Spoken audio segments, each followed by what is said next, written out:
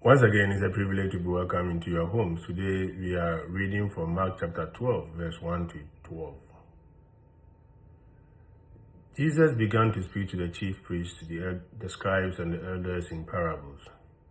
A man planted a vineyard, put a hedge around it, dug a wine press, and built a tower. Then he leased it to tenant farmers and left on a journey. At the proper time, he sent a servant to the tenants to obtain from them some of the produce of the vineyard. But they seized him, beat him, and sent him away empty-handed. Again, he sent them another servant, and that one they beat over the head and treated shamefully. He sent yet another whom they killed. So too many others. Some they beat, others they killed. He had one other to send, a beloved son. He sent him to them last of all, thinking, they will respect my son. But those tenants said to one another, this is the heir. Come, let us kill him, and the inheritance will be ours. So they seized him and killed him and threw him out of the vineyard. What then would the owner of the vineyard do? He will come, put the tenants to death, and give the vineyard to others. Yet have you not read this scripture passage? The stone that the builders rejected has become the cornerstone. By the Lord has this been done, and it is wonderful in our eyes.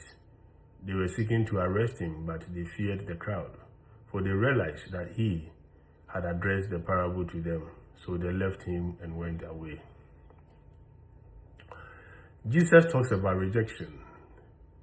A vineyard owner sent a servant to collect a share of the fruit of the vineyard. All of them were rejected out of hand. He sent his son, who was not only rejected but killed.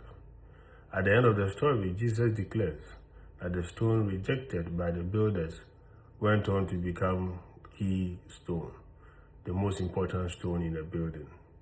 The story is, of course, a veiled reference to what had happened to the prophet before Jesus came and what will soon happen to Jesus. He will be rejected and put to death.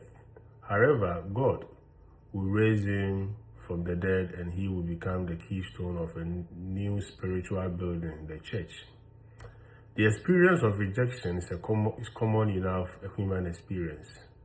People can feel themselves rejected by others, often by significant others, at various stages of their lives. Jesus, who knew the pain of rejection by others, identifies with us in our moments of rejection. He also assures us that there can be life beyond rejection. The rejected stone can become the keystone. As well as experiencing rejection, we can also find ourselves rejecting others or rejecting some proposal or some possibility that is put to us. Dear friends, Jesus encourages us to look again at what we reject. God may be present to us there in a way we might not suspect. Shalom. Peace.